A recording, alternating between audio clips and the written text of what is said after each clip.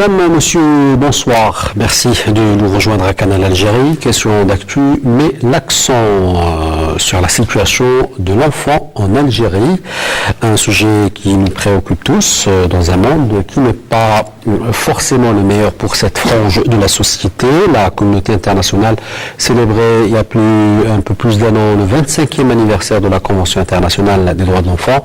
Droit à la santé, à l'éducation, à la protection notamment, car les enfants sont les plus exposés aux formes de violence verbales, physiques et psychologiques.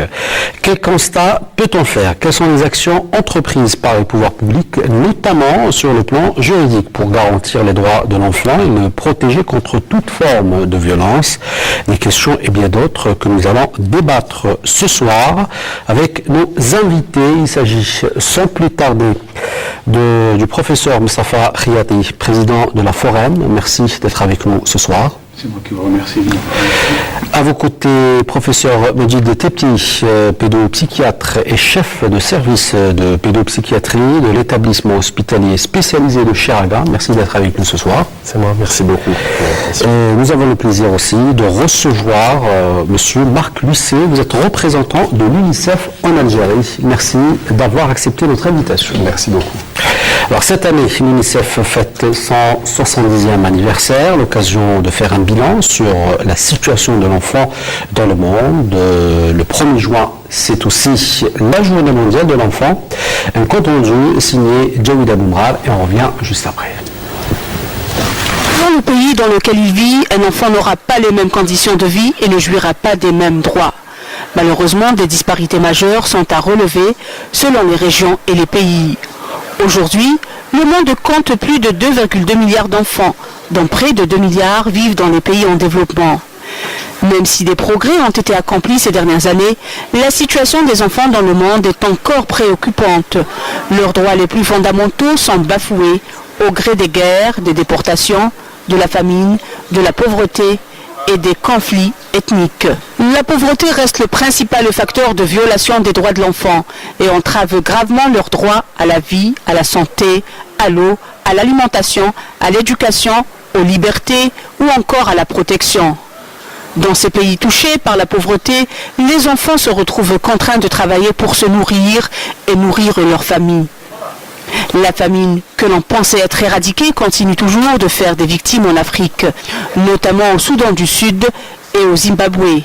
La famine regagne des pays en guerre, comme la Syrie, où des milliers d'enfants meurent victimes de malnutrition et des bombardements. Des milliers d'enfants seuls ou accompagnés de leurs parents fuient leur pays en guerre à la recherche d'un ciel plus clément, bravant tous les dangers, jusqu'à aller traverser la Méditerranée pour se réfugier sur les terres d'une Europe qui ne veut plus d'eux. Le Fonds des Nations Unies pour l'enfance s'est dit dimanche préoccupé par la mort de migrants et de réfugiés la semaine dernière en Méditerranée centrale, dont beaucoup étaient probablement des mineurs non accompagnés. Cette année, 1000 enfants non accompagnés sont arrivés en Italie, en moyenne chaque mois, mais l'UNICEF estime que ce chiffre pourrait atteindre un pic dans les prochains mois. La grande majorité des enfants qui traversent la Méditerranée sont des adolescents non accompagnés qui sont victimes de mauvais traitements, exploités et risquent la mort à chaque étape de leur voyage. En prévision d'une hausse importante des enfants migrants susceptibles d'effectuer cet été la dangereuse traversée entre la Libye et l'Italie, l'UNICEF lancera bientôt une opération avec le gouvernement italien et des partenaires pour les protéger, a déclaré le fonds. Dans les pays les moins touchés par la pauvreté, les enfants ont généralement la chance de pouvoir jouir de leurs droits fondamentaux. Mais de nombreux enfants restent victimes de violences, de maltraitance ou encore de discrimination. Je commence avec vous, monsieur Marc Lucet, représentant de l'UNICEF en Algérie. Alors, question d'ordre général, quel constat peut-on faire de la situation de l'enfant en 2016, aussi bien dans le monde qu'en Algérie? Déjà, j'aimerais réagir à votre sujet. On voit que ces images sont dures, sont difficiles, elles sont sur tous les médias du monde et on vit dans un monde malheureusement où où l'enfance est particulièrement exposée on va dire, aux désastres naturels, aux guerres, à toutes sortes de phénomènes auxquels, bien entendu, il n'est pas préparé ou il ne devrait pas être exposé. Donc c'est un grand sujet d'inquiétude pour nous, organisation, on va dire, humanitaire, organisation de développement, et aussi un travail gigantesque qui doit être entrepris avec tous. On a vu des images de la Syrie, on a vu des images du Yémen, on a vu les images sur les migrations internationales dont les enfants font les frais avec ces naufrages épouvantables près de nous. Donc aujourd'hui, il est estimé, et si on parle du développement de la petite enfance, on estime que 200 millions d'enfants, ce qui représente à peu près un quart de tous les enfants de moins de 5 ans, je parle de la petite enfance, ne vivent pas dans des conditions qui permettent de se développer au mieux de leurs capacités. Simplement parce qu'ils n'ont pas accès, on va dire, à l'essentiel, que ce soit en termes de nutrition, que ce soit en termes d'environnement familial, d'environnement qui devrait le protéger en fait contre les crises et contre les guerres. Alors, vous êtes en Algérie depuis peu de temps. C'est votre première expérience dans ce pays. Alors, peut-être brasser une situation sur la situation de l'enfant en Algérie. Écoutez, oui, je suis arrivé il y a à peu près 6 mois. L'organisation, comme vous l'avez dit, l'UNICEF fête ses 70 ans et puis est présente dans ce pays depuis 1963. Donc, a en fait accompagné, on va dire, l'Algérie dans toutes les phases de son développement et du développement du soin à l'enfance. L'Algérie est un pays jeune, un Algérien sur 3 a moins de 18 ans, un Algérien sur 5 a entre 15 et 24 ans. Ce qui veut dire que le poids de l'enfance sur la demande sociale est très importante. Depuis la 3e année consécutive, il y a 1 million d'Algériens qui naissent tous les ans. Et bien sûr, ceci demande un investissement constant du gouvernement algérien. Tous les 5 ans, l'UNICEF participe avec l'OMS, avec le ministère de la Santé, donc la direction de la population, à des études qui vont en profondeur regarder la situation des enfants, qu'on appelle des études à indicateurs multiples, qui montrent l'évolution de la situation des enfants en Algérie, et une évolution qui est constante, avec une réduction de la mortalité infantile, avec une réduction de la malnutrition, mais aussi l'apparition, on va dire, de nouveaux défis, par exemple le surpoids. Il y avait en 2013 14% des enfants de moins de 5 ans qui étaient en surpoids, donc malnutrition chronique d'un côté, donc avec la baisse du retard de croissance, mais de l'autre côté aussi différentes pratiques nutritionnelles et l'apparition du surpoids qui pose d'autres défis. Et donc, ceci est juste un exemple, mais montre le besoin de tous les partenaires qui travaillent avec l'enfance, bien sûr sous l'égide du ministère de la Santé, des pouvoirs publics, mais aussi en collaboration avec les associations, de toujours adapter l'effort fait pour les enfants dans ce pays pour que l'amélioration continue. Alors, professeur Khiati, 1 million de bébés en plus chaque année, 3 années consécutives. C'est un poids considérable sur les pouvoirs publics, le système sanitaire algérien. Quel impact sur la situation de l'enfant en Algérie? C'est un défi. C'est un défi en ce sens que les structures qui sont appelées à prendre en charge ces effectifs, ce nombre devrait être augmenté. Je citerai l'exemple, lorsqu'on parle d'1 million, c'est 1 million de naissances. Donc ça veut dire qu'il y a des naissances qui posent problème ou qui nécessitent une prise en charge, notamment des unités de néonatologie, des services de pédiatrie, etc. Donc ici, cela veut dire qu'il y a de nouveaux défis, qu'il faut mettre en place ces unités un peu partout. Aujourd'hui, elles sont concentrées pratiquement uniquement au niveau des grandes villes universitaires. Ça, c'est un défi. Donc ensuite, c'est la suite, c'est-à-dire le suivi de ces enfants-là. On n'a pas parlé de grossesse parce que plus on s'occupe des grossesses et moins on a des problèmes à l'arrivée, donc à la naissance. C'est un autre également défi parce que on sait que dans les régions où la population est clairsemée, éparse, on a de grosses difficultés et les chiffres posent problème, bien sûr. Et puis, il y a tout le process qui va de la naissance jusqu'à l'arrivée à la scolarité. Donc, la prise en charge, les vaccinations, la prévention, le problème de la nutrition, le problème maintenant de plus en plus fréquent des maladies orphelines qui commencent à être comptabilisées. Donc, tout cela constitue de véritables défis pour les responsables donc de la santé, mais également les responsables des collectivités locales, les responsables de l'éducation, etc. Aujourd'hui, donc le nombre d'enfants, plus le nombre également augmente, plus le nombre proportionnellement, le nombre d'enfants malades ou d'enfants qui posent problème augmente. Cela veut dire également il faut une augmentation de la prise en charge, une spécialisation plus accrue dans différents domaines, etc. Donc tout cela se pose en termes de défis pour les années prochaines. Et le problème de spécialisation, est-ce qu'il se pose aujourd'hui? Bien sûr. La spécialisation est de plus en plus demandée, notamment pour ce qui est par exemple de l'enfant, de la petite enfance aujourd'hui.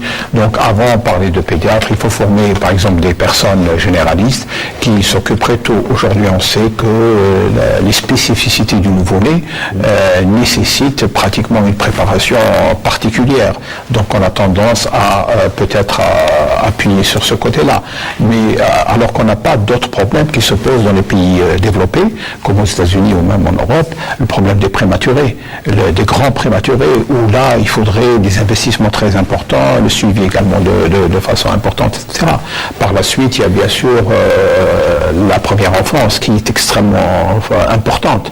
Mais le pendant de cette petite enfance, c'est l'adolescence. C'est la phase pubertaire et post-pubertaire qui également pose beaucoup de problèmes. Et aujourd'hui, on a tendance à spécialiser des pédiatres uniquement dans ces périodes-là de la vie parce qu'elles sont extrêmement sensibles. Mais dans notre système sanitaire, est-ce que nous avons réglé le problème de disparité qui existe entre le Nord et le Sud, par exemple? Non, on est loin parce qu'aujourd'hui... c'est ça. Est-ce que la condition des enfants dans le Nord du pays, sur le plan sanitaire, est la même? Il y a des efforts qui sont faits, mais c'est vrai qu'aujourd'hui, si on laisse les gens choisir librement, vous aurez 80-90% de personnes, aujourd'hui c'est 70%, qui sont concentrées au niveau des 12 wilayas ou des grandes wilayas du Nord. Et donc, pour ramener le personnel spécialisé, notamment les médecins spécialistes au niveau des wilayas du Sud et des Hauts-Plateaux, on a imposé le zoning. Moi, je suis pas d'accord avec le zoning parce que il un peu fait, si vous voulez... vous voulez dire discriminatoire? Il est discriminatoire par rapport aux médecins, c'est un problème. Donc il faut peut-être trouver d'autres solutions. Et d'autres solutions existent pour justement faire en sorte que les médecins qui sont envoyés dans des régions, ils restent pendant une certaine période, au moins de 3 à 5 ans, pour maintenir la constance. Aujourd'hui, on envoie des personnes pour rester 1 an, 2 ans. Ça ne résout pas les problèmes parce qu'il y a sur place, c'est très difficile de maintenir, si vous voulez, le suivi. Et donc, il faut opter pour d'autres solutions beaucoup plus durables. Alors, j'imagine que le problème se pose aussi pour les enfants qui nécessitent une prise en charge psychologique. Je rappelle, monsieur professeur Majid Tebti, vous êtes pédopsychiatre. Effectivement, d'abord, je tiens à vous remercier pour le thème choisi, qui coïncide avec la journée de l'enfant le 1er juin, et surtout ce qui touche à la santé mentale. Parce que quand on parle de la santé mentale, c'est un problème qui est universel, donc il touche un peu, il touche le monde entier. C'est un peu sa représentation qui diffère d'un pays à un autre, et d'une religion à une autre, et d'une culture à une autre. Maintenant, vous savez que les mutations actuelles, économiques, sociales, sont massives, sont irréversibles et parfois très incontrôlables. Et l'enfant, je parle de l'enfant, de l'adolescent, du préadolescent, reste quand même un sujet qui est très fragile, très vulnérable. Donc il est automatiquement touché.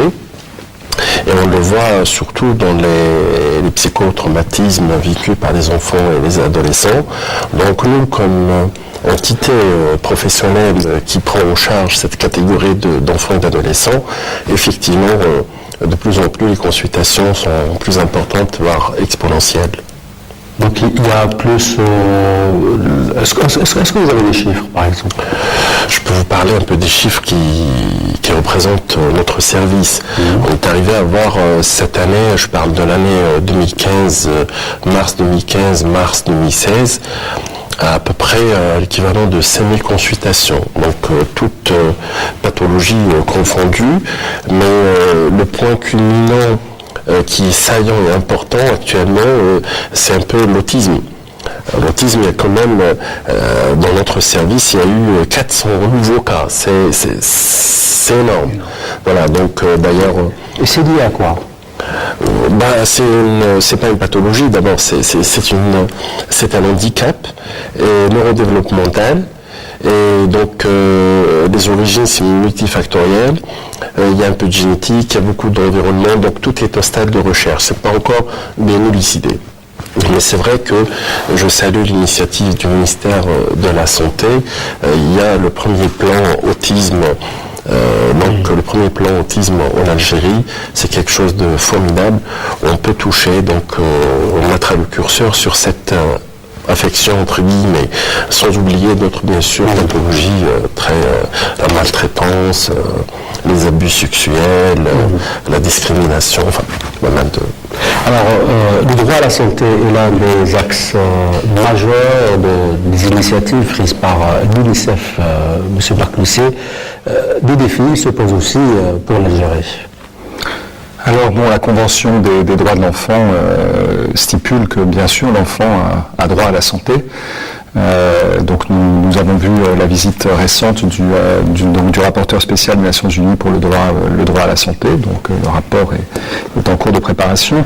Moi ce que je souhaiterais dire, c'est de dire voilà l'importance des efforts faits, et la discussion qu'on a actuellement montre l'intérêt qui est porté par en fait tous les hommes de l'art, et toutes les hommes et les femmes de l'art, tous ces spécialistes et qui dédient leur vie à la santé de l'enfant pour améliorer la situation. Et je pense qu'il y a la réalisation à mesure que l'Algérie évolue et à mesure que l'Algérie bouge et va de l'avant et que les indicateurs s'améliorent, que il faut s'adresser et véritablement voilà, se concentrer sur les questions qui sont les plus importantes, les blocages qui existent aujourd'hui. J'aimerais par exemple dire que le 24 avril, le ministère de la Santé algérien a lancé un nouveau calendrier vaccinal avec donc un investissement important, introduisant de nouveaux antigènes, important pour prévenir des maladies qui sont évitables. Il y a toute la question et des questions qui ont été maintenant abordées par les deux médecins et professeurs qui sont face à nous et qui nous disent il faut vraiment s'intéresser à l'enfant très tôt parce que la petite enfance est un moment absolument fondamental du développement de l'humain, du cerveau d'abord, l'incroyable, il y a des avancées importantes sur le plan scientifique, en particulier amenées par on veut dire la neuropsychologie, qui montre comment le cerveau de l'enfant se développe et comment dans les 3 premières années de la vie, il y a une activité cérébrale absolument incroyable. Le cerveau d'un enfant de 3 ans est en moyenne 2 à 3 fois plus actif que le cerveau d'un adulte, avec une plasticité extraordinaire, et c'est pendant cette période-là qu'il faut investir. Et donc là, on revient sur la santé mentale, on revient sur le diagnostic précoce de ces situations qui pourraient créer le handicap. Et véritablement, il faut se donner les moyens, et l'Algérie s'attelle à cette tâche de véritablement trouver des solutions pour faire ce diagnostic précoce et pour venir en aide. Est-ce que vous prévoyez des programmes en commun avec le ministère de la Santé? Alors nous travaillons de longue date avec le ministère de la Santé. Nous nous soutenons donc tout un travail actuel donc mené à la fois par le ministère de la Santé, le ministère de l'Éducation, le ministère des Affaires religieuses sur la petite enfance, donc très très important, les politiques de la petite enfance algérienne et comment faire en sorte d'investir dans tous ces domaines qui demandent à ce que tout ça continue à évoluer. On travaille beaucoup donc avec le ministère de l'Éducation.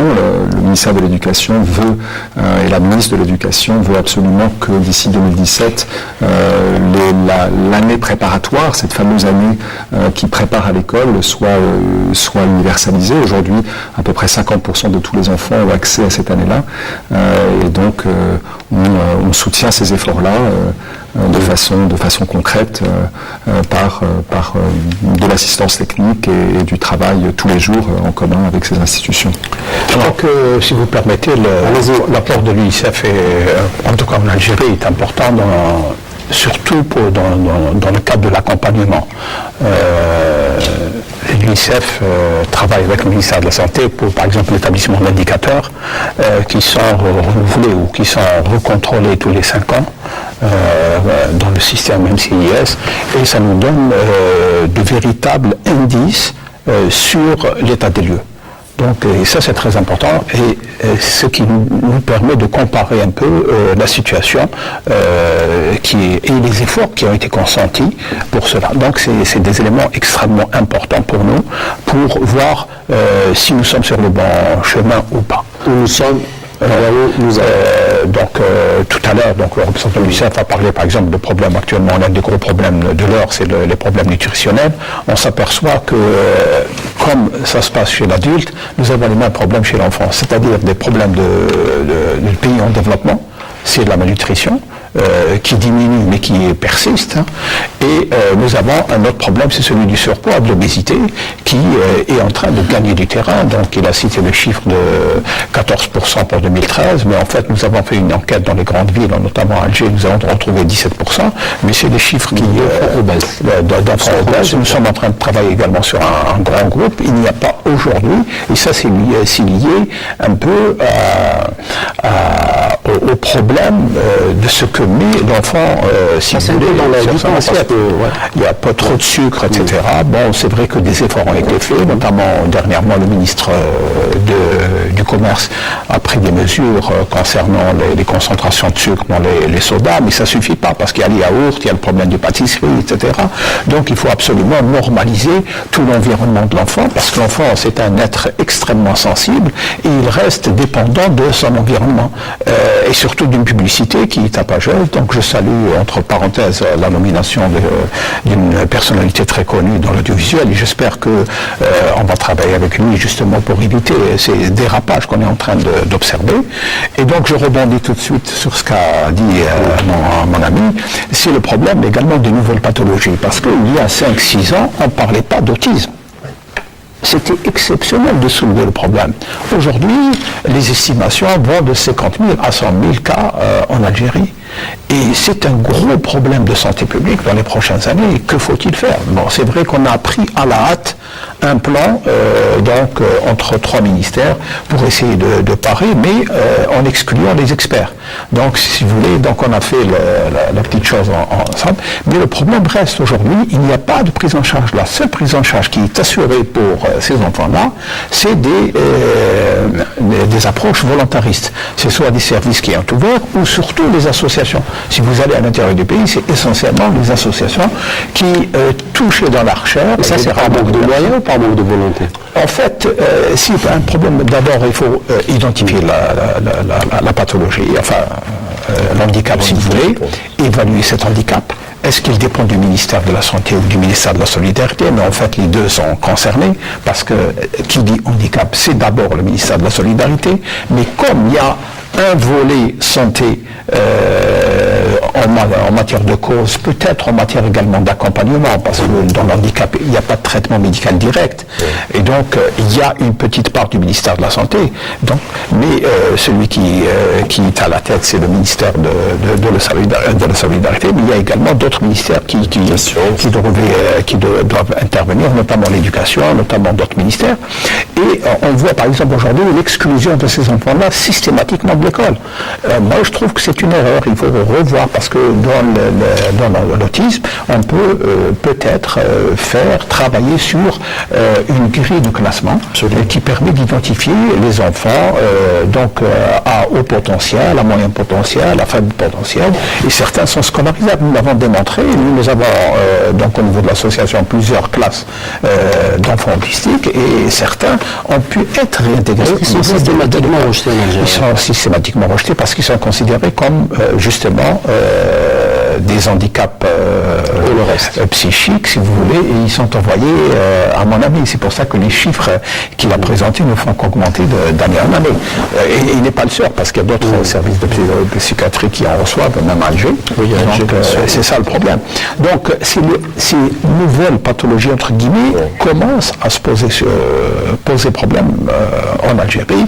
Et donc, il y a, je pense que dans les prochaines années, c'est vrai que le curatif reste et a toujours son rôle à jouer, mais en fait, la prévention devrait être prise à bras-le-corps, et c'est elle qui va représenter l'essentiel des activités. Il faut dire qu'entre parenthèses, on parle beaucoup de prévention, mais le budget consacré à la prévention ne dépasse pas 4% dans le budget global de la santé, donc c'est une misère, et cette misère-là, même sur le terrain, on ne la voit pas très bien. Donc il faut faire d'autres efforts pour augmenter ce niveau-là, et faire en sorte que la prévention puisse jouer à tous les niveaux. Et on a parlé justement des aspects... Permettez-moi de vous interrompre. Le temps d'écouter l'appel à la prière de Salat Laïcha, et on revient juste après. Parce que je voulais rebondir sur sur le développement neurosensoriel, c'est très important. C'est là où on intervient, et c'est surtout la prévention. Les approches sont-elles multiples?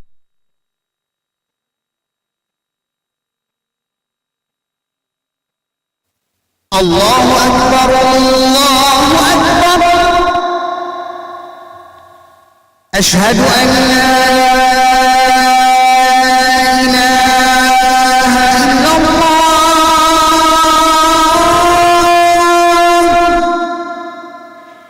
أشهد أن لا إله إلا الله أشهد أن محمدًا رسول الله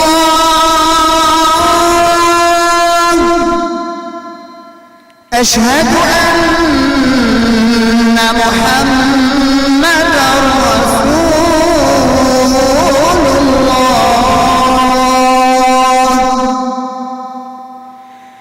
حي على الصلاة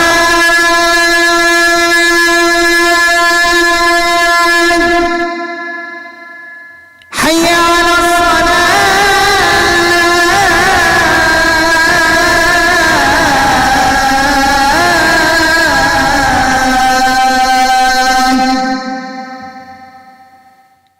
حي على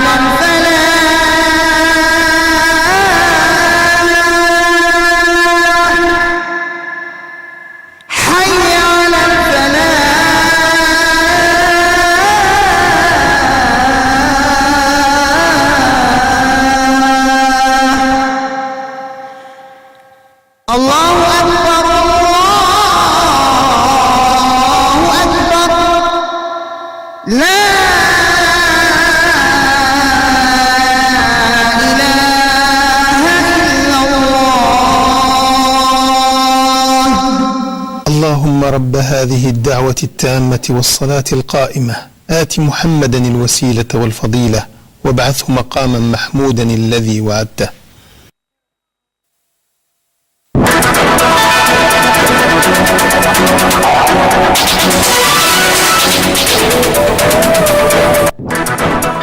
On revient reviens à vous, professeur Riaté, autour de la prise en charge des autistes. Oui, c'est juste pour dire tout simplement qu'au-delà des autistes, en fait, les études aujourd'hui et les intérêts qui sont manifestés par les organisations internationales, surtout l'UNICEF concernant l'enfance, c'est un peu cette phase de développement du cerveau, donc de la phase des 3 premières années, mais également la phase de la puberté par la suite.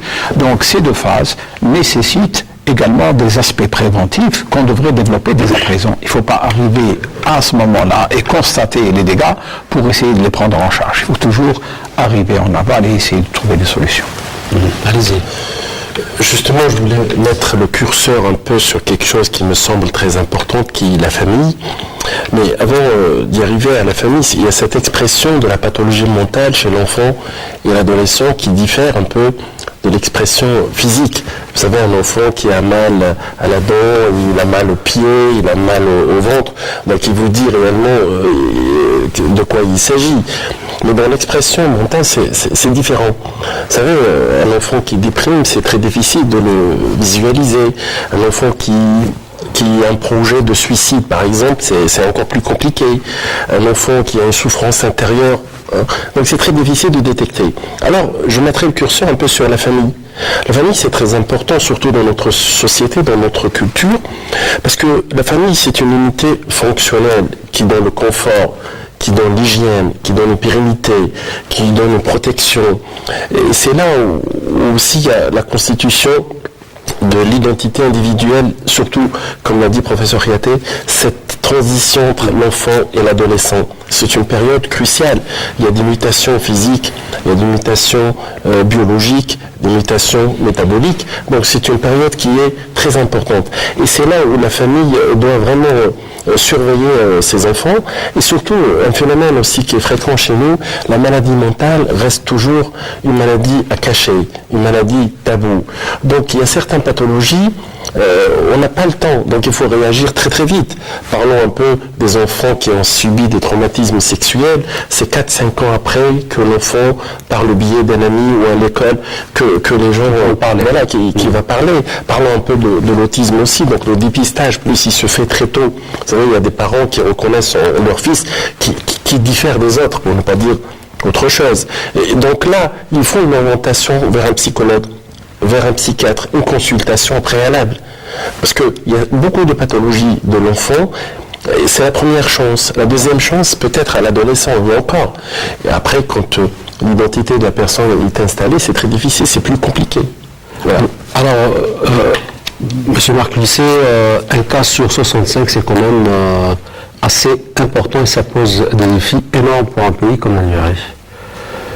Certainement, certainement. Moi, je pense que je veux rebondir sur ce qui vient d'être dit sur la famille et insister, bien entendu, sur le rôle de la famille.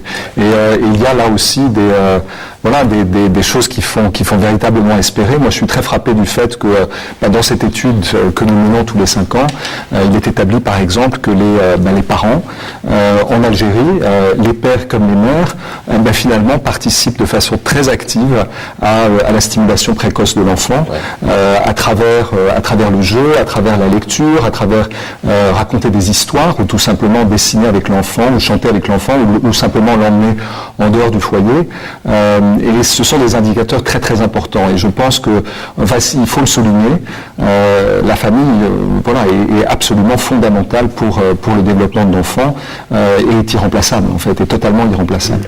Et on sait que les enfants privés de famille sont des enfants dont les chances de développement sont on va dire, hypothéquées. Donc il faut véritablement continuer à créer des environnements qui permettent aux enfants de bénéficier de la famille et du soutien de la famille. Absolument. Et les carences affectives sont totalement destructrices pour la petite enfance, pour l'adolescence.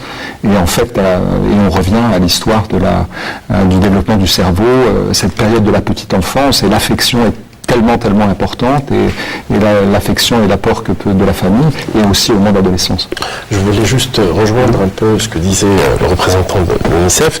C'est vrai qu'à ce stade-là, la plasticité neuronale du cerveau, le cerveau c'est comme une éponge, c'est comme un muscle. Donc plus la prise en charge elle est précoce, le dépistage il est précoce, donc on peut quand même y remédier à pas mal de choses. Voilà. On peut rattraper pas mal de choses. Ouais. Alors, l'un des phénomènes auxquels font face les enfants concerne la violence. Et là aussi, on estime à plus de 7000 victimes chaque année. Professeur Khiyati. En fait, les chiffres ne sont que des indicateurs globaux, si vous voulez. Aujourd'hui, ça dépend La plupart des cas ne sont pas déclarés. de quel type de violence on parle. Mais c'est vrai, le problème de maltraitance, c'est un problème qui est interne, qui se déroule le plus souvent intramuros. Donc c'est vrai que les chiffres ou les personnes ou les cas qui remontent jusqu'au niveau du palais de justice ou de la police sont autour de 7 à 10 000 par an, mais on estime qu'il y a 5 ou 6 fois plus, ou peut-être même plus, de cas réels. Et, si on prend la définition, bien sûr, de la Convention internationale des droits de l'enfant, de la violence qui est exercée sur l'enfant, qui peut être une violence physique, une violence sexuelle, une humiliation, une marginalisation, etc. Donc c'est une globalité, si vous voulez, de définition. Donc ce n'est pas uniquement la violence physique à proprement parler. C'est vrai que notre société présente des aspects qu'on pourrait qualifier peut-être de négatifs vis-à-vis de l'enfant, parce qu'on sort d'une décennie qui a été catastrophique pour le pays, et c'est une affaire de génération. Il faut absolument une génération ou deux générations pour reprendre le sens aujourd'hui. Ce sont les enfants, si vous voulez, de cette période-là qui deviennent parents. Et parfois, c'est eux qui perpétuent cette violence vis-à-vis de leurs enfants ou dans la rue ou ailleurs. Et donc, c'est ce qu'on constate malheureusement. Mais c'était prévisible. Il y a beaucoup d'études qui ont été consacrées au sujet dans d'autres pays qui ont vécu des situations similaires à l'Algérie dans ce cadre-là. Il y a également des efforts importants, et c'est pour ça qu'on insiste surtout sur le rôle de la famille. Si on arrive à avoir des familles équilibrées, on peut réduire l'impact de la violence sur l'enfant, c'est clair. Pour cela, il faut préparer. Faut-il recourir, comme le conseillent certains, à ce qui se passe dans certains pays d'Asie, de préparer les futurs époux à la vie conjugale, à la vie familiale? C'est-à-dire, ce sont des gens qui vont avoir un enfant. Est-ce qu'il faut préparer cela? Peut-être que oui. C'est-à-dire, il faut faire en sorte que ces parents ne puissent pas répercuter ou réfléchir justement ces éléments de violence sur leur enfant par un comportement qui doit être adapté à la situation aujourd'hui. Tout est violence. Le fait de parler à voix haute, de répondre par des gestes brutaux ou d'aller jusqu'à l'agression physique, etc. Et certains comportements se sont banalisés dans la société. Donc il faut lutter contre cela par une sensibilisation, par peut-être une éducation nouvelle menée vis-à-vis des parents. Mais la question qu'on pose peut-être d'une manière simple et directe, l'enfant en Algérie est-il protégé? Par la loi, oui. Je peux vous dire qu'il y a eu tellement de textes de loi Est-ce qu'ils sont appliqués pris en faveur de l'enfance que seuls les spécialistes s'y retrouvent. Parce que c'est vrai, l'Algérie a fait énormément dans ce domaine-là. Et ça, c'est lié justement à la place exceptionnelle qu'occupe l'enfant dans la société. Vous avez vu, par exemple, l'enlèvement des 2 enfants de Constantine, ça a créé une onde de choc, une émotion considérable dans la société. Donc c'est pour dire le poids que représente un enfant dans notre société. Et donc aujourd'hui, si on parle de protection juridique, je vous dirais que oui, elle est même peut-être excessive.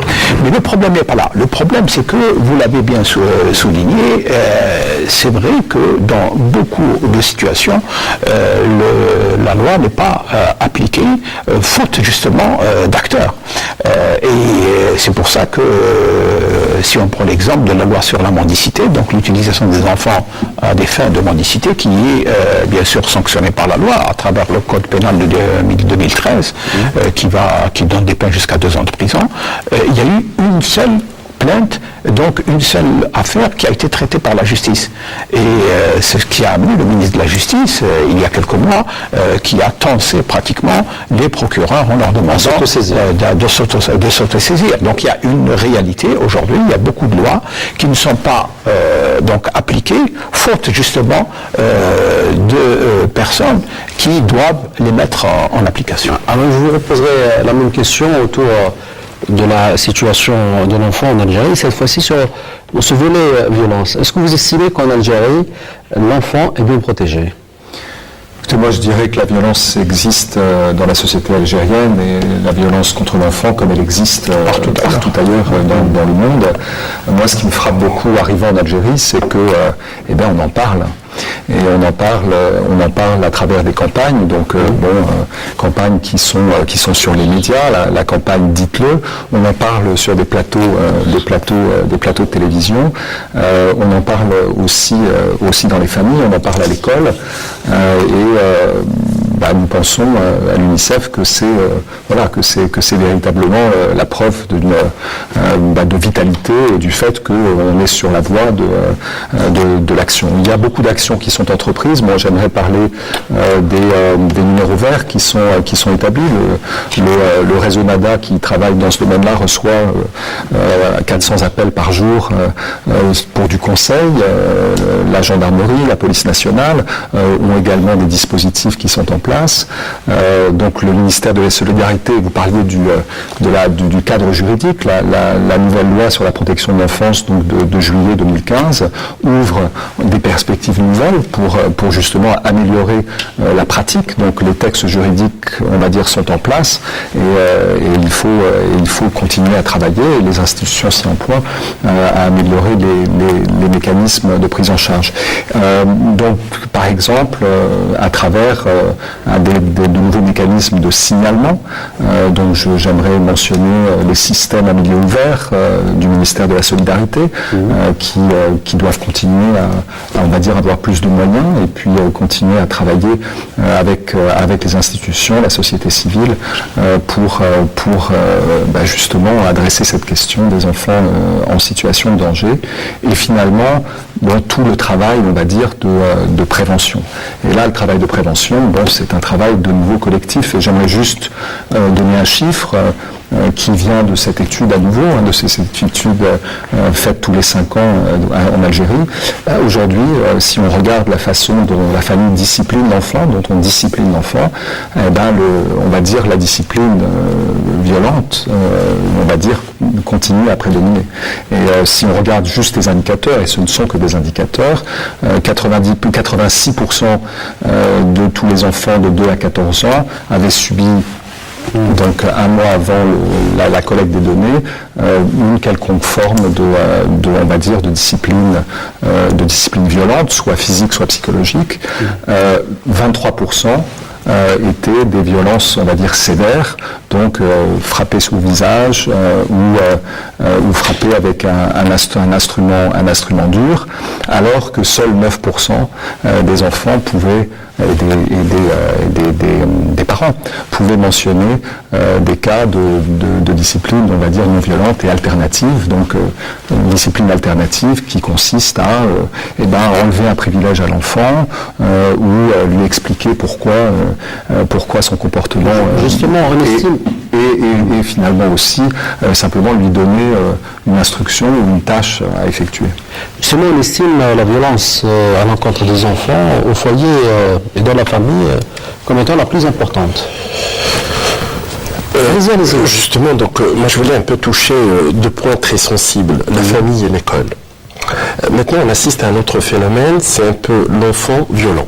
Avant qu'il soit violenté, il est violent. Ça veut dire, il est acteur de violence. Voilà, il est acteur de violence. L'enfant tire un peu sa force dans un sentiment d'appartenance à une famille. Maintenant, quand on assiste actuellement, malheureusement, un peu une transition de la famille traditionnelle à une famille moderne. Aujourd'hui, on assiste, par exemple, je soulève le problème de la communication. Quelle est la différence Oui, maintenant, vous savez, l'ère de la modernisation, une famille moderne, un peu le couple qui travaille, donc il n'est pas très à l'écoute de ses enfants, il n'y a pas de temps, il n'y a pas de disponibilité. Très souvent, donc, c'est des couples nucléaires. Donc, avant, c'était une famille unie, protectrice, donc qui reste toujours dans l'indivision des terres. Vous savez, la famille unis, là et là, comme on le dit. Maintenant, on assiste beaucoup plus à des familles nucléaires, des couples. Donc c'est différent. La protection peut-être n'est pas la même, et ces enfants-là donc trouvent leur sentiment d'appartenance dans cette famille unie. Vous savez, actuellement c'est rare les familles, peut-être il y en a certainement, mais ça devient de plus en plus rare les familles qui se réunissent, qui mangent ensemble. Actuellement, chacun est dans sa chambre avec les tablettes internet. Vous voyez, donc on est connecté beaucoup plus à un monde virtuel. Je parlerai aussi de l'école qui est très importante, qui est une structure d'apprentissage. Et maintenant, on assiste malheureusement, pas tous, mais à des sanctions punitives, psychologiques et même physiques.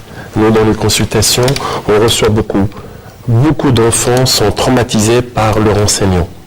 Beaucoup d'enfants sont traumatisés par certaines personnes travaillant dans une structure écolière.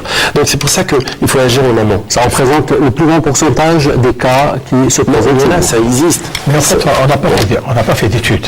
Il n'y a pas d'études précises sur le phénomène. Ouais. C'est sûr que entre quatre murs, il y a beaucoup de choses qui se passent et c'est difficile d'apprécier. À l'école, donc, il y a des témoins et les gens peuvent rapporter. Ouais. Mais au niveau de l'école, c'est difficile. Il y a certains tabous que même les voisins n'osent pas informer. Vous savez que le problème de la maltraitance, la nouvelle loi sur la protection de l'enfance cite la maltraitance et il y a un canevas où les personnes doivent rapporter cela, mais seulement on ne précise pas les mécanismes. Est-ce qu'il faut un téléphone vert? Est-ce qu'il faut appeler la police? Est-ce qu'il faut appeler une assistance sociale, etc. Donc il y a un problème encore de méthodologie, si vous voulez, d'approche. Mais pour dire à quel niveau, on ne sait pas. C'est vrai qu'à l'école, il y a des progrès qui ont été faits, il y a des instructions qui ont été données, mais ça n'empêche qu'il y a toujours des problèmes qui sont rapportés, mais il n'y a pas que ces problèmes physiques. Il y a en fait des problèmes encore plus pervers, plus insidieux. C'est le problème psychologique. Lorsque vous avez une institutrice qui ignore l'enfant, alors qu'il passe son temps par exemple à lever la main et elle ne l'interroge jamais, ou elle le fait asseoir tout à fait à la fin de l'humiliation. Donc il y a un problème de comportement de l'enseignant vis-à-vis de l'élève, et c'est pour ça qu'on a demandé depuis des années qu'il y ait des psychologues au niveau des écoles, et c'est extrêmement important. Ces écologues devraient bien sûr assister au cours un peu et surtout être l'interface et discuter avec les enfants, écouter l'enfant, parce qu'on a besoin justement d'un accompagnement à l'intérieur des écoles, surtout pour les enfants. Ça existe dans beaucoup de pays. On l'utilise, il n'y a pas de raison pour qu'on ne puisse pas le réussir chez nous.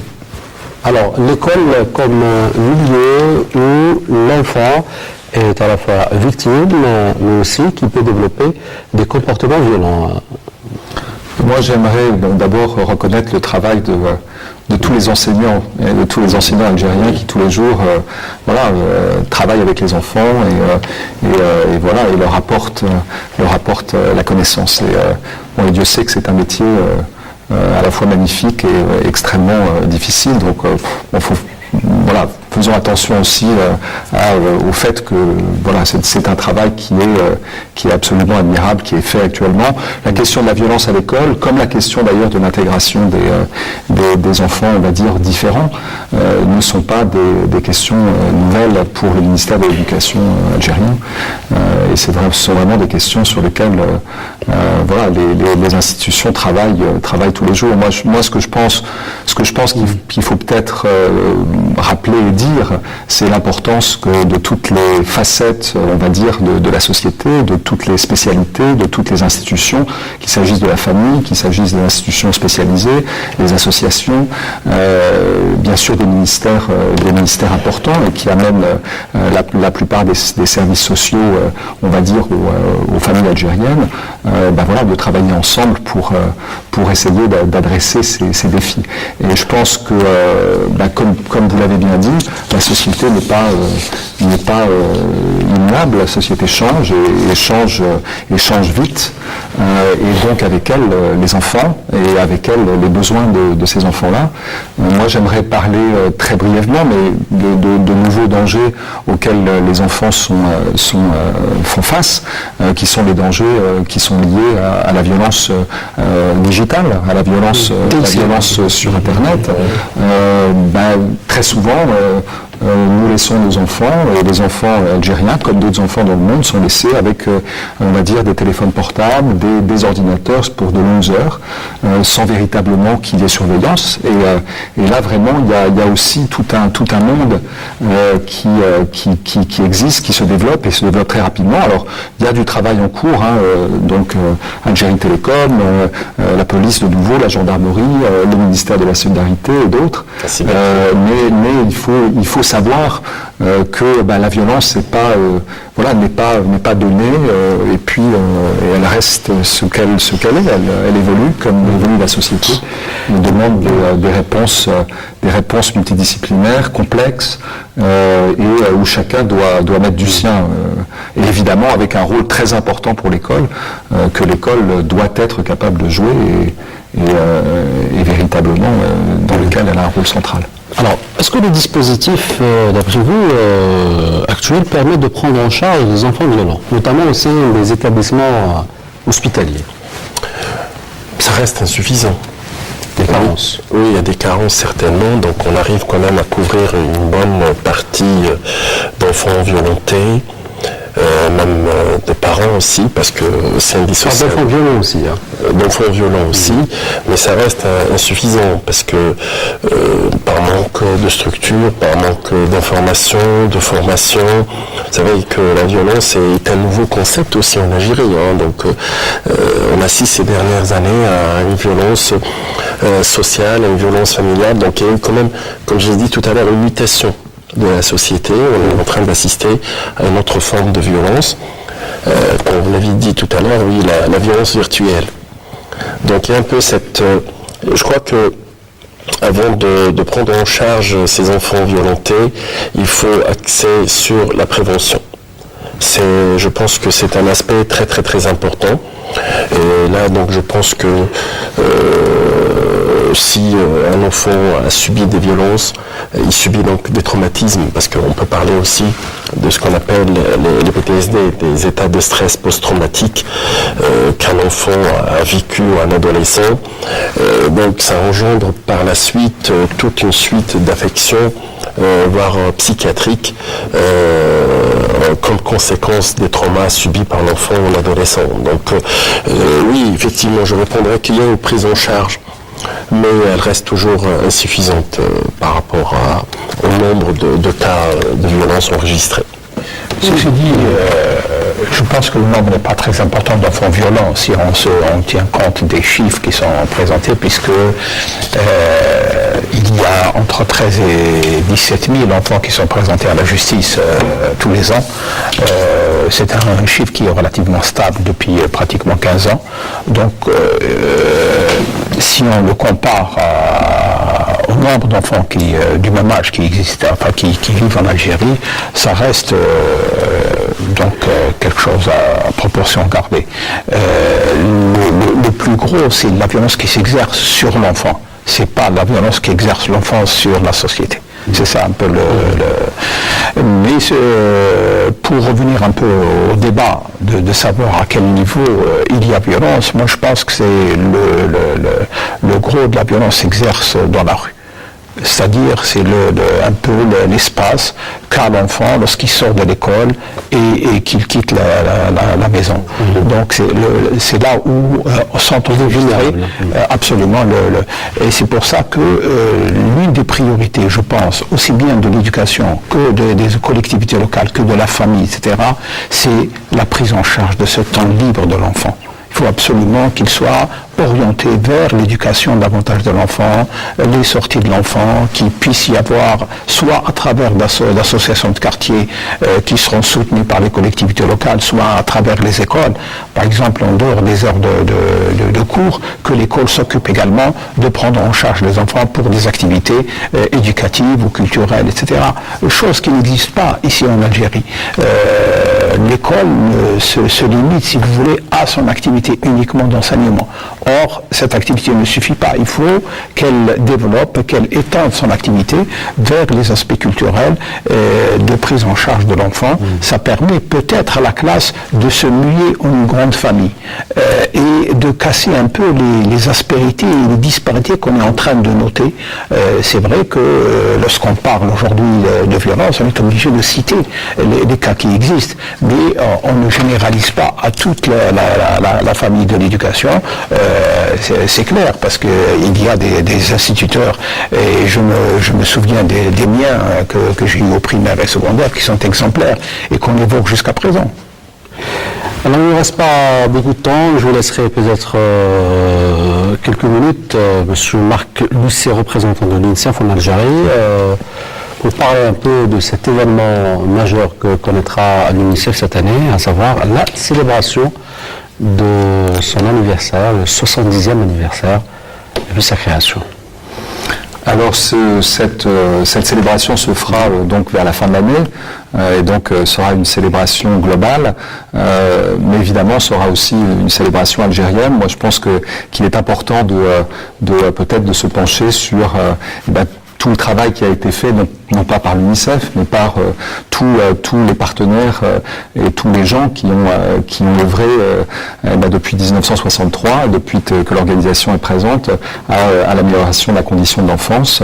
Et donc voilà, ça devrait être une grande fête où on va parler des avancées de la santé, on va parler des grands défis de l'école et des avancées de l'enseignement et de l'accès à l'éducation primaire. On va parler de tout le travail fait par les associations aussi qui font un travail absolument important et fondamental. Et là, j'aimerais juste rebondir sur la question de la jeunesse et donc de l'adolescence et de la jeunesse. On a beaucoup parlé de petite enfance pendant cette émission. Moi, j'aimerais insister à nouveau sur l'importance d'investir dans l'adolescence, dans la jeunesse.